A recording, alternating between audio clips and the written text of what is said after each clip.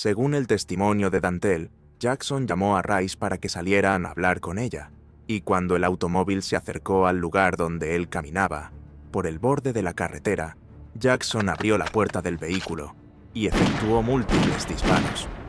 Después, ambos llevaron el cuerpo a una funeraria donde tenían acceso, lo colocaron en una cámara refrigerada y al día siguiente compraron una lona y bloques de concreto para arrojarlo al río Little Beaver.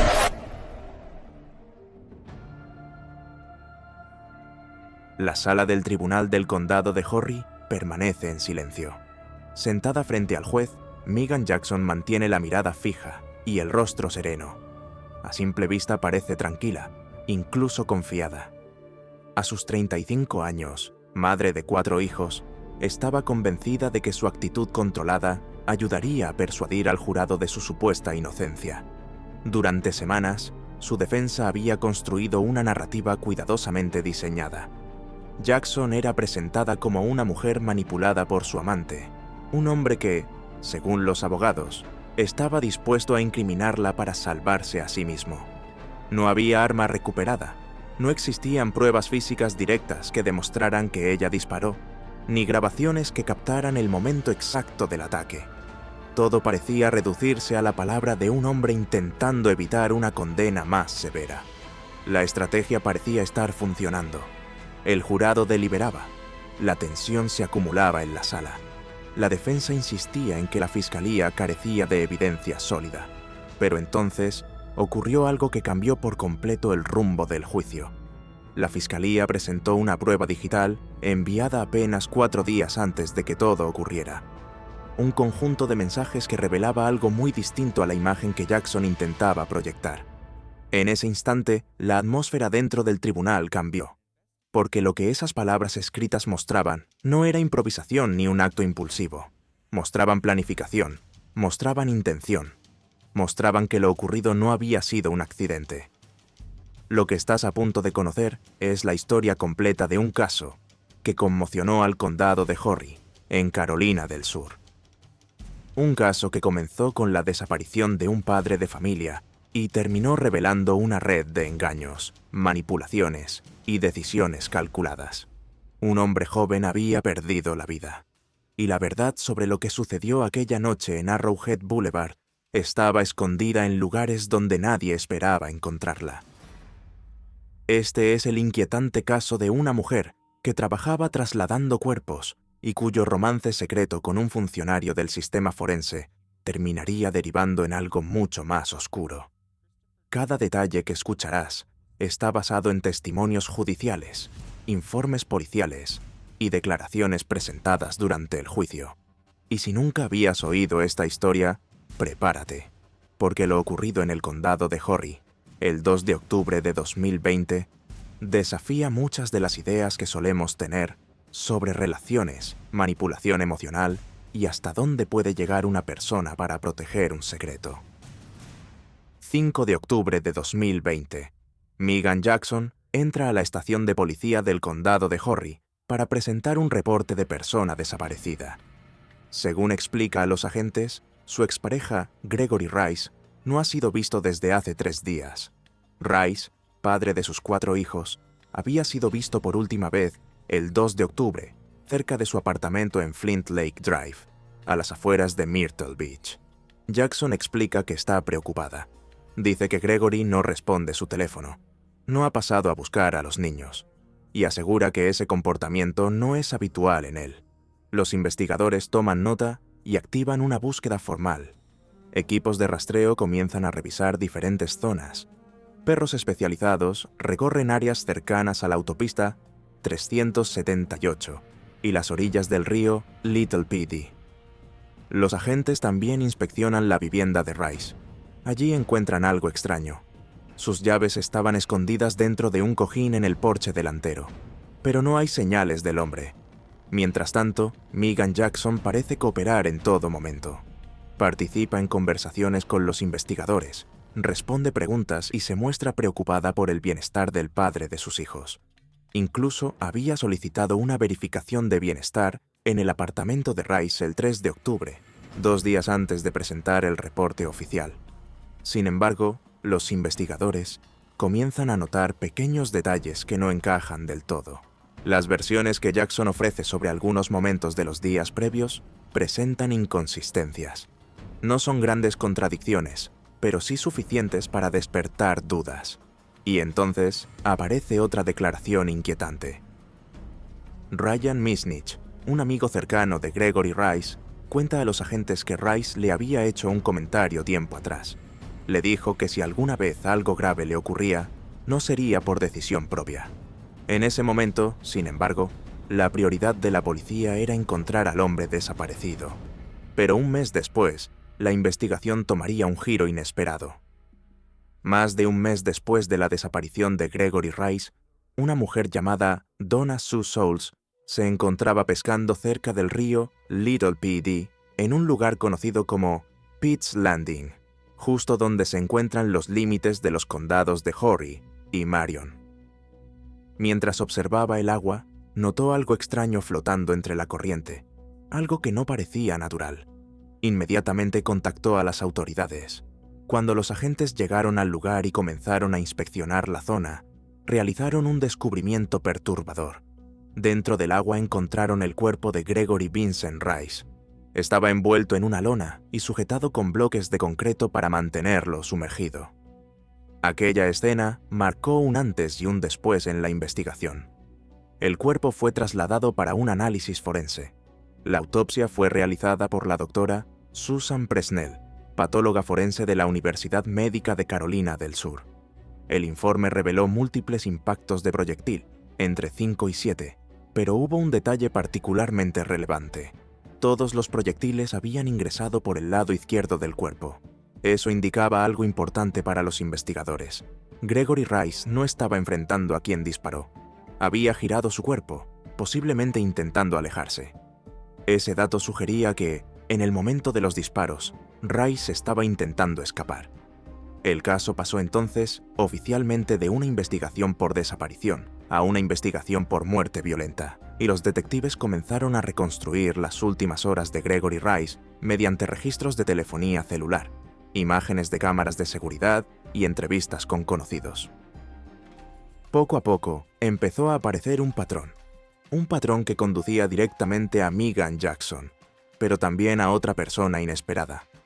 Christopher Dantel, un hombre de 37 años, padre de 2 hijos, casado y con una reputación aparentemente intachable, que trabajaba como subforense del condado de Horry, un cargo público que implicaba colaborar con investigaciones relacionadas con personas fallecidas. Cuando los investigadores comenzaron a examinar la vivienda de Jackson en busca de evidencias, encontraron algo que los sorprendió. Según los informes policiales, las habitaciones donde dormían los niños tenían sistemas de alarma que se activaban cuando las puertas se abrían.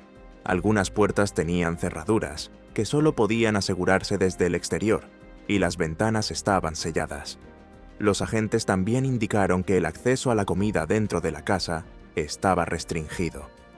Tras ese hallazgo, los 4 hijos de Jackson fueron colocados bajo custodia protectora de emergencia, y la mujer enfrentó varios cargos relacionados con conducta indebida hacia menores.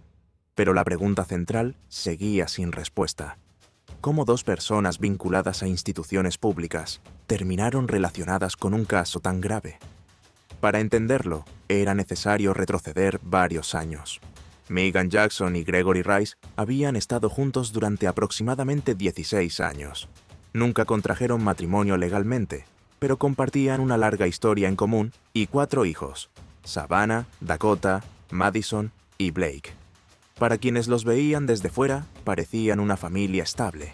Gregory Rice trabajaba en construcción y mantenimiento, y sus familiares lo describían como un hombre tranquilo, dedicado a sus hijos y decidido a mantener estabilidad para ellos. Pero la relación con Jackson había sido complicada. A finales de 2019, la pareja se separó. Ese mismo diciembre nació su 4.º hijo, y poco después, Jackson se mudó a otra casa, una vivienda situada cerca de otro hombre, Christopher Dantel. En ese momento, Dantel llevaba años casado con su esposa Erika, con quien se había casado en 2015 y tenía 2 hijos. Su vida parecía estable hasta que Jackson apareció en su entorno laboral. Ella comenzó a trabajar en una empresa llamada Grind Staff Transport, dedicada al traslado de cuerpos para funerarias y para la oficina del forense. Y Dantel llevaba años colaborando con esa empresa. Cuando Jackson fue contratada, él fue uno de los encargados de ayudar en su entrenamiento.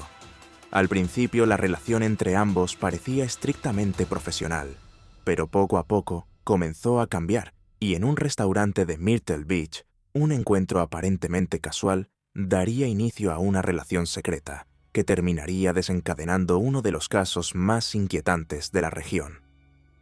El vínculo entre Megan Jackson y Christopher Dantel no comenzó como una relación intensa. Al principio parecía una interacción laboral común, pero con el paso del tiempo, los encuentros comenzaron a extenderse más allá del trabajo.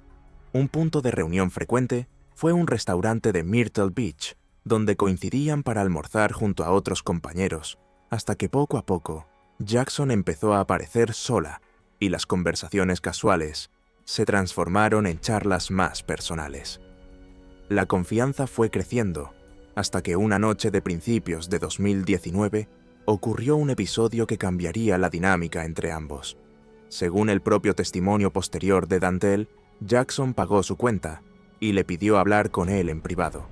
Lo invitó a subir a su vehículo con el pretexto de comentar algo relacionado con el trabajo, pero una vez dentro, condujo hacia un lugar apartado en el estacionamiento y le preguntó directamente si alguna vez había sido infiel a su esposa.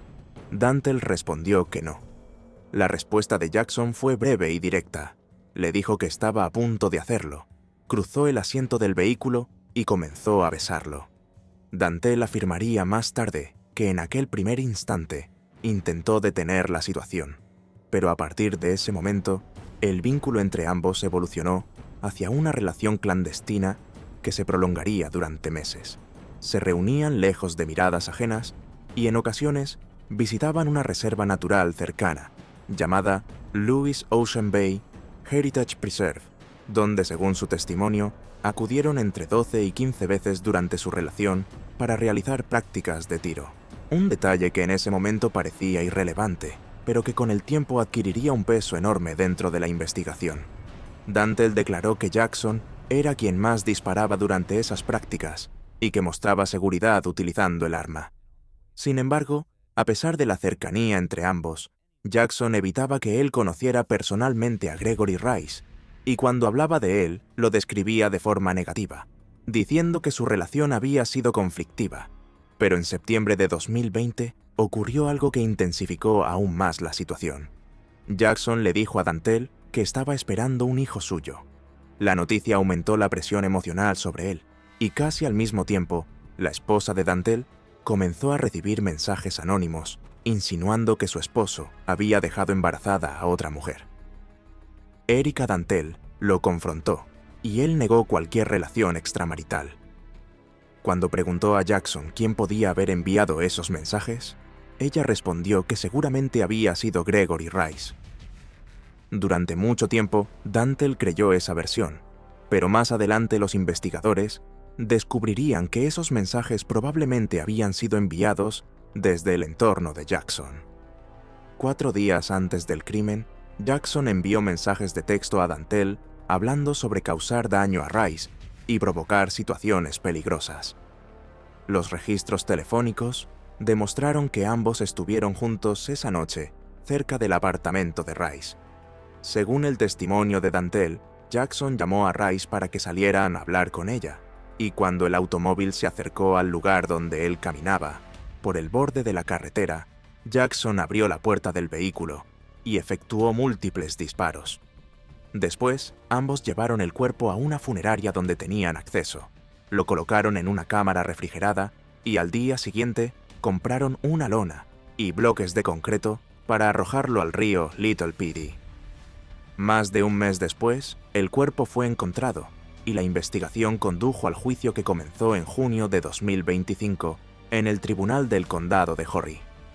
Tras escuchar testimonios, revisar mensajes de texto y analizar registros telefónicos, el jurado deliberó menos de 2 horas antes de declarar culpable a Megan Jackson.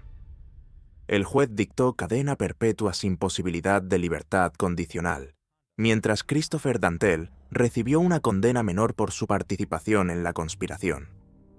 Los hijos de Gregory Rice quedaron bajo el cuidado de familiares, y el caso se convirtió en un ejemplo claro de cómo la evidencia digital puede revelar la verdad incluso cuando no existe un arma ni pruebas físicas directas del momento del crimen. Si este tipo de historias reales de sucesos y casos impactantes te interesa, deja tu like, suscríbete al canal y cuéntame en los comentarios qué otro caso real te gustaría conocer en un próximo documental.